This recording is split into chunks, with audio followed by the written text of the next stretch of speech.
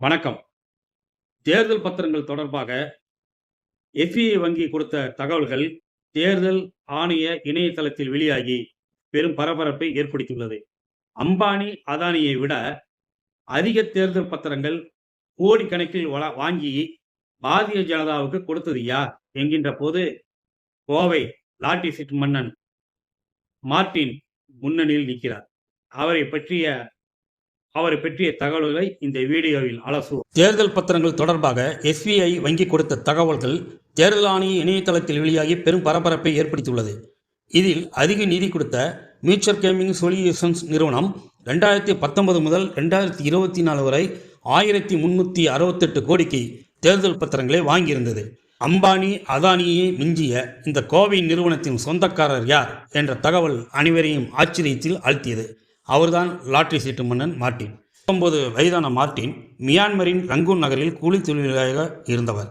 1980களில் இந்தியாவுக்கு நுழைந்த அவர் பின்னாளில் லாட்டரி சீட்டு மன்னனானது பெரிய கதை. கோவையில் குடும்பத்தோடு தஞ்சம் புகுந்த மார்ட்டின் அங்கேயே ஒரு டீ கடைக்கு முன் சில லாட்டரி சீட்டுகளை சிறிய அட்டையில் மாட்டி வைத்து விற்க தொடங்கினார். அந்த காலகட்டத்திலேயே இந்தியாவிலேயே பெரிய லாட்டரி அதிபராக இருந்தவர் அன்ராஜா. மார்வாடியான அன்ராஜா சென்னையை தலைமையிடமாக கொண்டு லாட்டரி தொழிலில் கொடிகட்டி பறந்தார். அவரிடம் வேலைக்கு சேர்ந்த மார்ட்டின் சிறிது காலத்தில் முதலாளியின் நம்பிக்கைக்குரியவராக மாறினார். அதே நேரத்தில் லாட்டரி தொழிலில் தனக்கென தனியாக ஒரு நெட்வொர்க்கை உருவாக்கி கொண்டார். கோவையில் மார்ட்டின் லாட்டரி ஏஜென்சி என்ற லாட்டரி நிறுவனத்தையும் துவங்கினார். தனக்கு வாழ்வு கொடுத்த அன்ராஜின் நிறுவனத்திலேயே கை வைத்தார். அந்த நிறுவனத்தின் வருமானத்தை மாற்றி லாட்டரி துறையில் தவிர்க்க முடியாத ஆளாக வளர்ந்தார். இன்றைய அன்ராஜின் குடும்பம் லாட்டரி தொழிலை கைவிட்டுவிட்டு சென்னையில் ஓட்டல் நடத்தி கொண்டிருக்கிறார்கள். தமிழ்நாடு, கேரளா, கர்நாடகா என தென் மாநிலங்களில் மார்ட்டினின் லாட்டரி விற்பனை நெட்வொர்க் கால் ஊன்றியது. அதே நேரத்தில் சிக்கிம், மேகாலயா, அருணாச்சல பிரதேசம், மகாராஷ்டிரா, மேற்கு வங்கம், பஞ்சாபில் அவரது தொழில் வளர்ந்தது. 260 ஏஜென்ட்டுகள், 1000 ஊழியர்கள் என்று மார்ட்டினின் சாம்ராஜ்யம் பிரமாண்டமாக வளர்ந்தது. திருவிளையாடல் படத்தில் பிரிக்க முடியாது எது என்று நாகேஷ் கேட்க சிவாஜி கணேசன் பதிவு சொல்வார். அதுபோல மோசடியும் மார்ட்டினும் யாராலும் பிரிக்க முடியாத ஒன்று. சிக்கிம் மாநில லாட்டரி நடத்தி வந்த மார்ட்டின் அந்த மாநில அரசிடமே பல 100 கோடி மோசடி செய்ததாக குற்றச்சாட்டு எழுந்தது. மார்ட்டினை சிக்கிம் மாநில போலீஸும் ஒன்றிய அரசின் விசாரணை அமைப்புகளும் தேட நேபாளத்தில் தஞ்சம் புகுந்தார். அங்கிருந்து அப்படியே தனது நட்புகள் மூலம் மேற்கு வங்கத்தில் கால் ஊன்றியிருந்த திரிணாமுல் காங்கிரஸ் கட்சி தலைமையை நெருங்கினார். எவ்வளவு வேண்டுமானாலும் நிதி தருகிறோம் என்ற வாக்குறுதியை கேட்ட மம்தா திகைத்து போனார். அப்படியே மேற்கு வங்கத்துக்கு தனது ஜாகியை மாற்றினார். 2011 கோவை நில அபகரிப்பு வழக்கில் மார்ட்டின் கைது செய்யப்பட்டார். அடுத்த 15 நாட்களில் அவர் குண்டர் சட்டத்திலும் கைது செய்யப்பட்டார். தடை செய்யப்பட்ட லாட்டரியை விட்டது உட்பட ஒட்டுமொத்தமாக 14 வழக்குகள் அவர் மீது போடப்பட்டன. பிறகு குண்டர் சட்டத்தை சென்னை உயர்நீதிமன்றம் ரத்து செய்தது.